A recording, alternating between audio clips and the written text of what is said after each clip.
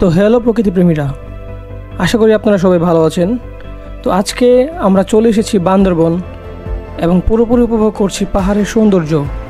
বৃষ্টির মধ্যে বাইক চালানো, পাহাড়ি রাস্তা ঘুরে দেখা সত্যিই যেন এক অসাধারণ অভিজ্ঞতা। রাইড শেষে শরীরটা কিছুটা ক্লান্ত হলেও আমরা চলে এলাম কক্সবাজার। উত্তাল সমুদ্রের ঢেউ আর তার গর্জন আমাদের মনকে একেবারে সতেজ করে দিয়েছিল। পাহাড়ের শান্ত সৌন্দর্য আর সমুদ্রের বুনো শক্তি, এই দুই অভিজ্ঞতা এখন আপনাদের সাথে শেয়ার করতে যাচ্ছি আমি সাইম রহমান। তো চলুন শুরু করি আজকের ভ্রমণ। তো আমরা যাত্রা শুরু করছি বনশ্রীর ফরাজি হসপিটাল থেকে। অলরেডি বৃষ্টি শুরু হয়ে গেছে, এদিকে বৃষ্টির মধ্যে আমরা যাত্রা শুরু করছি। তো চলেন। তো বৃষ্টিতে ভিজা ভিজা রাইডই করতে পারে নাই মন মতো। এখন একটু টানতেছি মোটামুটি একটা অ্যাভারেজ স্পিডে। রাস্তা পুরো পিছলা ছিল, ভিজা জুতার ভিতরে মনে হয়েছে যে একদম বন্যা হয়ে গেছিলো। এখন একটু শুকাইছে, রাইড করতে পারতেছি। অলরেডি লুকিং গ্লাসের দেখতেছেন অবস্থা। লুকিং গ্লাসের স্টোরিটা আপনাদেরকে বলি। লুকিং গ্লাসের এই অবস্থা, এটার রিজন হচ্ছে যে জ্যামের মধ্যে আটকা পড়ছিলাম। ভিডিওটা করছি কিনা ঠিক জানি না, বাট আটকা পড়ছিলাম ভয়ানকভাবে। প্রায় 1.5-2 ঘন্টা ওইখানে বসা ছিলাম বৃষ্টির মধ্যে।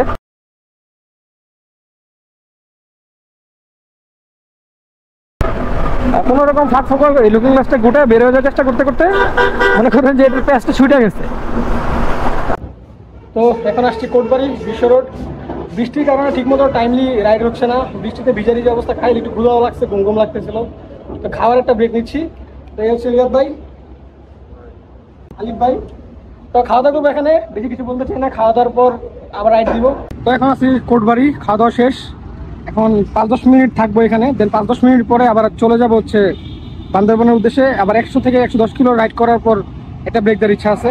ওয়েদারের কারণে আমাদের বান্দরবন পৌঁছানোর ইচ্ছা ছিল 12টার মধ্যে, বাট মেবি 3টা বেজে যেতে পারে। তো আপনাদের সাথে দেখা হচ্ছে আবার রাইডে।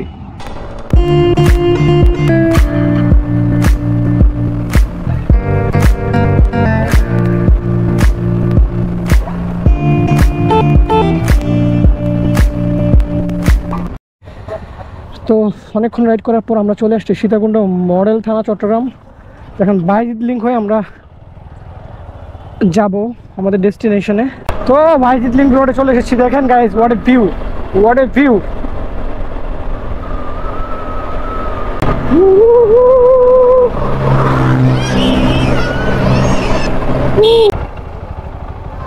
ক্যামেরাটা কভার করে নেই। তো সেখানে বৃষ্টি হচ্ছে, বৃষ্টির কারণে আমি এখন আর ব্লগ করতে পারতেছি না, কারণ আমার ক্যামেরা একদম নষ্ট হয়ে যেতে পারে। বৃষ্টি আর পাহাড়, এই দুইটা জিনিস একসাথে হচ্ছে ভয়ানক রকমের সুন্দর। এর থেকে উপভোগ প্লাস থ্রিল আপনি কোথাও পাবেন না। ভিজা কুয়াশ হয়ে গেছে, ক্যামেরা খোলা হয়ে গেছে অলরেডি। আর তো ওইদিকে রিয়াদ ভাই পাগল হয়ে গেছে, সে নীলাচল যাবে কটেজ ঠিক না করে। তো আমরা নীলাচলের দিকে যাচ্ছি। আবার এখানে আমরা কটেজ বুক করতে চাই। মানে রুম থাকার জন্য কি ভিতরে যে খুঁজতে হবে? তো বৃষ্টি শুরু হইতেছে, আমরা চেষ্টা করছিলাম এখানে রুম নেওয়ার, বাট আনফর্চুনেটলি আমরা রুম পাই নাই, সব বুকড। যে প্লেস এখানে বুকড হবে এটাই স্বাভাবিক।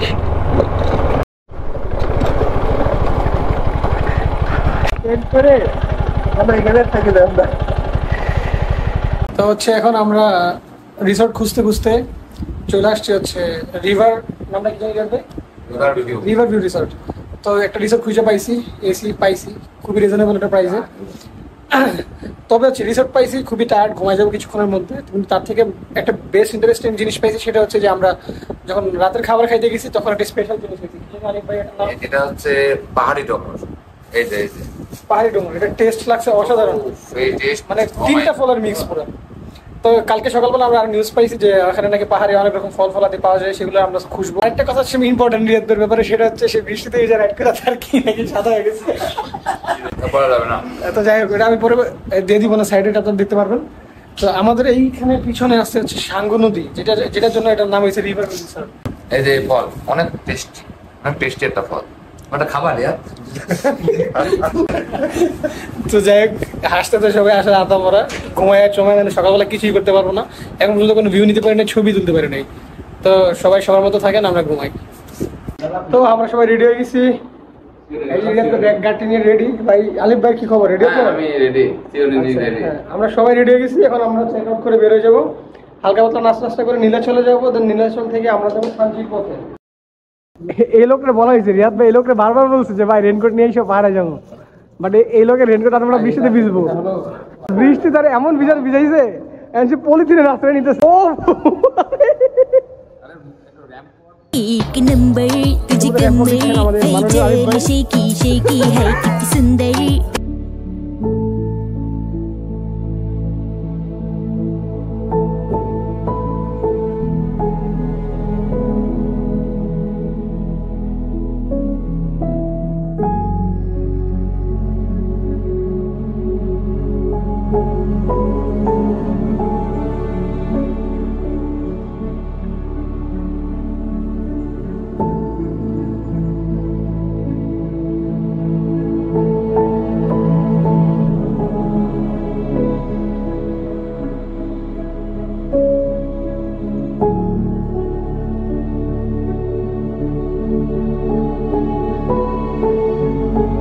আসলে পাহাড়ের যদি এনজয় করতে হয় বা পাহাড়ের যে আসল ফিলটা যদি নিতে হয়, আপনাকে বৃষ্টির ভিতরে আসতে হয়। বৃষ্টি আসলে আপনি মেঘের খেলাটা দেখতে পারবেন, তাছাড়া সাহস লাগবে। এটা একটু ভয় লাগে। অনেকে শীতের ভিতরে আসে কিন্তু শীতে ওই ফিলটা পাবেন নাই। আপনার বৃষ্টিতে আসলে একটু রিস্ক থাকে, যদি বাইকে আসেন আর কি। আমরা তো বাইক দিয়ে আসছি, বাইকে আসলে একটু রিস্কও থাকে, কারণ বৃষ্টি হয়, রাস্তা ভেজা থাকে, ঢালু, অনেক ঢালু, নিচে নামতে হয়, আবার উপরে উঠতে হয়। আপনি যদি আসতে পারেন, আপনি যদি একটু রিস্ক দিয়ে আসেন, তাহলে আপনি পাহাড়ের আসল মজাটা পাবেন, এনজয় করতে পারবেন। আমরা এখন আপাতত এনজয় করছি পাহাড়ের মজা, বাট আমার মন জুড়ে গেছে। মানে আপনাদের যদি ইচ্ছা থাকে আপনারা আইসা রাইড করতে পারেন। জাস্ট সাহসটাই মনে হয়, সাহসটাই হচ্ছে মেন জিনিস। কারো যদি মানে কি বলবো আর এই ভিউ দেখার পরে মাথা ঠিক নাই, কি বলবো, মুখের ভাষাই নাই আর। এই যে সিঁড়ির রং LGBTQ colour. Why are you gay? Guys mission successful. চলো আপনাদের এক সাইডের ভিউটাকে দেখাই। ওরে ভাই কাহা পর আ গয়া।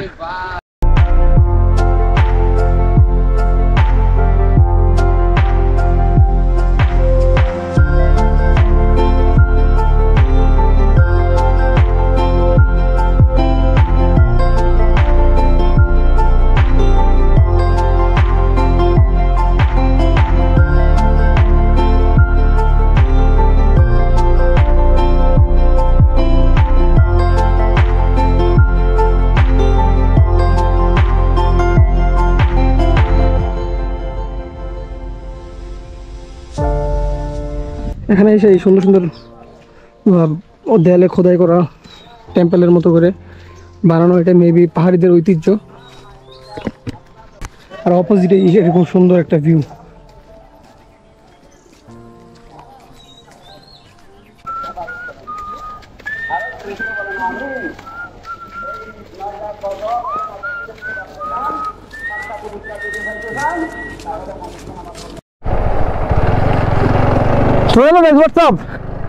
তো আমরা এখন চলে আসছি বান্দরবন টু চিম্বুক রোড।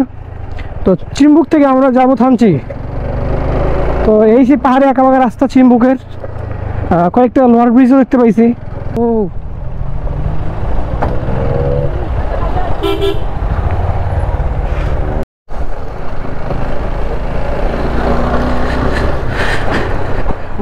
ভাই कहाँ पर चला आया है हम ভাই। চলেন সামনে আরো সুন্দর হবে ইনশাল্লাহ। গাইস ভিউটা দেখেন না গাইস, জানেন আমি দাঁড়াইছি কতটুকু দেখাতে পারতেছি আমি জানি না।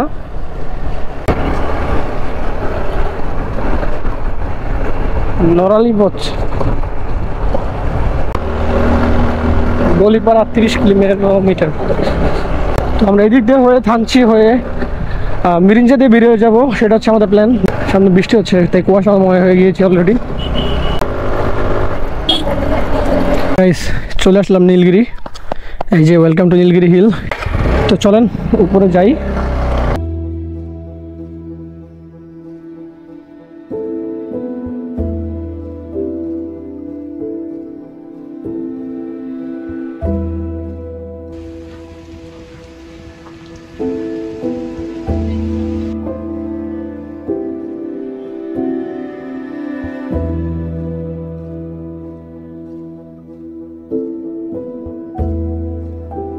সেই তমাতঙ্গে এসে পড়েছি।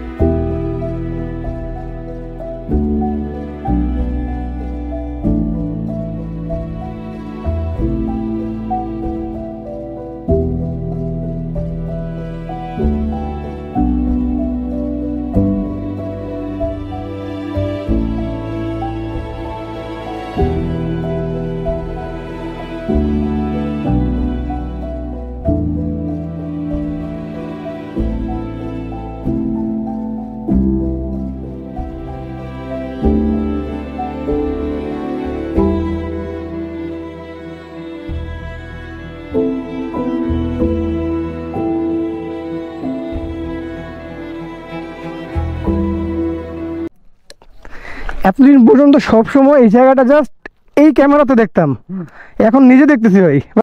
আসলে বাংলাদেশের প্রতি দেশপ্রেম যারা বাংলাদেশটা ঘুরছে তারাই বুঝতে পারবে। তো আপনাদের সবার উচিত আসলে এইভাবে ভ্রমণ করে এমন সুন্দর সুন্দর জায়গার মধ্যে।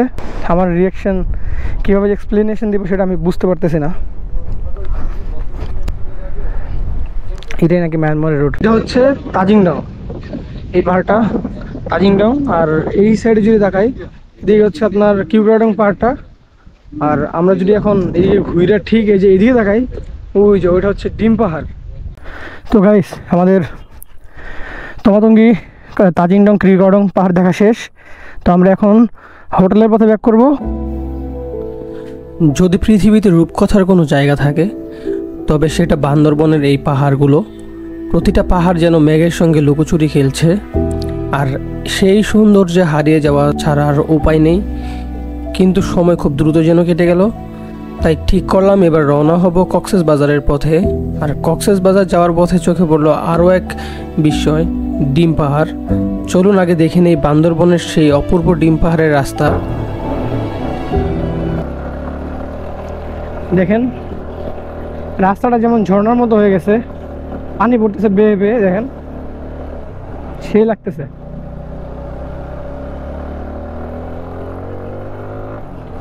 ওদিকে ভিউটা দেখা মনটা পুরো জুড়াই যেতেছে। ভাই এটা কোথায় চলে আসলাম? বৃষ্টির পর এত সুন্দর লাগে পাহাড়ের দৃশ্যটা। ও ও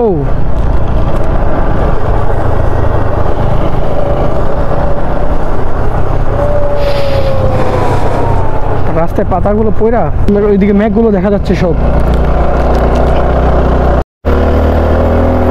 এই ভিউটা কেমনি না দেখাবো, পুরো মেঘের ভিতরে চলে আসছে দেখেন।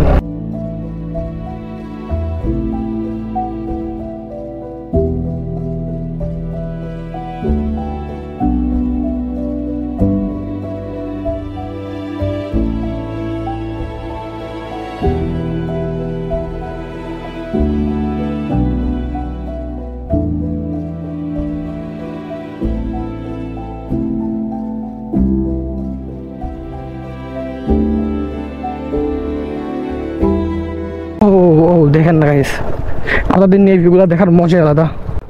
তো এই জন্য আমি বলবো আপনাদেরকে please like, comment and subscribe my YouTube channel. আর ফেসবুক পেজ থেকে দেখলে ফেসবুক পেজে লাইক করে দিবেন।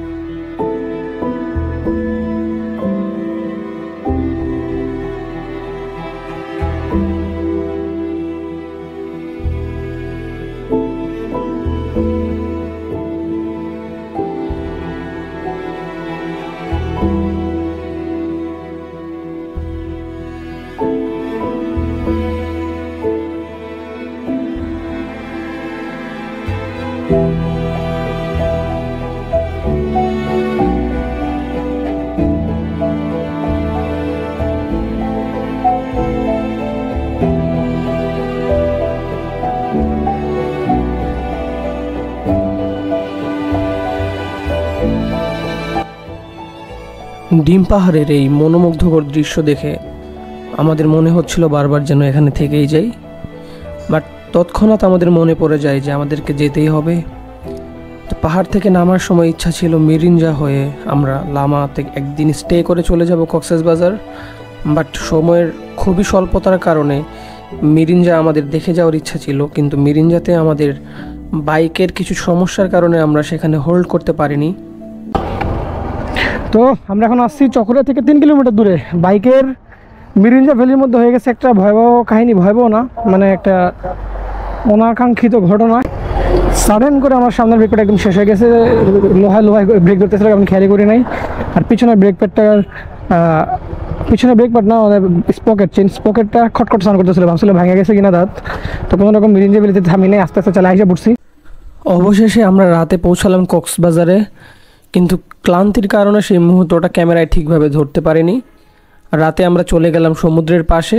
সমুদ্র তখন একেবারেই শান্ত ছিল না, উত্তাল ঢেউয়ের শব্দই আমাদের সব ক্লান্তি দূর করে দিল। তারপর উপভোগ করলাম মিষ্টি পানের স্বাদ, কিছু দারুণ সি ফুড।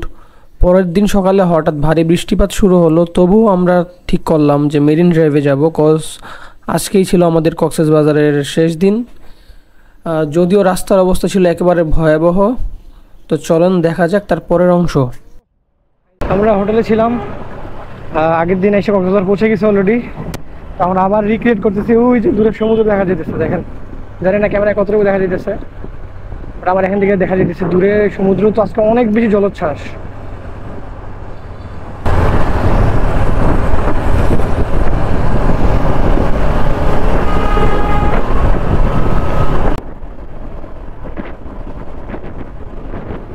আমাদের হাতে টাইম খুবই কম ছিল, কক্সবাজার আসার উদ্দেশ্য ছিল না, বাট পাহাড় কভার করে বলছি, এই জন্য ভাবলাম যে কক্সবাজারটা দেখা যায়। বৃষ্টির সিজন তো অনেক হ্যাসেল গেছে রাইডিংয়ে, তো ওটা রিফ্রেশমেন্ট করার জন্য সমুদ্র তো প্রয়োজনীয়।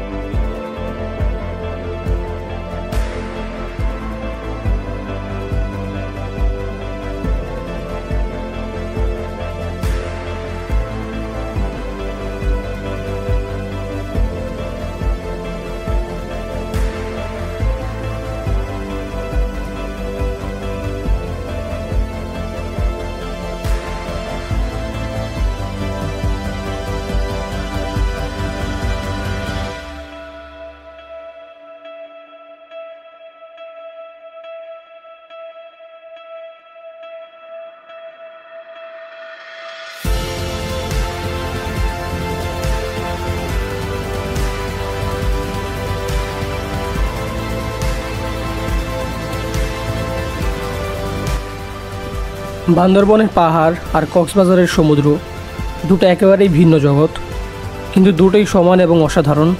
একদিকে মেঘ ঢাকা পাহাড়ের শান্ত সৌন্দর্য, অন্যদিকে উত্তাল ঢেউয়ের গর্জন। এই ভ্রমণে আমাকে দিয়েছিল অবিস্মরণীয় স্মৃতি। যাত্রা ছিল কখনো ক্লান্তিকর, কখনো রোমাঞ্চকর, কিন্তু প্রতিটি মুহূর্তই ছিল উপভোগ্য। বান্দরবনে আবারও আমি ফিরব, আর কক্সবাজার আমাকে প্রতিবারই টানবে। আজকের ব্লগ এখানেই শেষ। আশা করছি আপনাদেরও এই যাত্রা ভালো লেগেছে। পরের ব্লগে আবার দেখা হবে ইনশাল্লাহ। ততদিন পর্যন্ত ভালো থাকবেন, সুস্থ থাকবেন এবং নিজেকে আরেক ধাপ বেশি এগিয়ে নিয়ে যাবেন।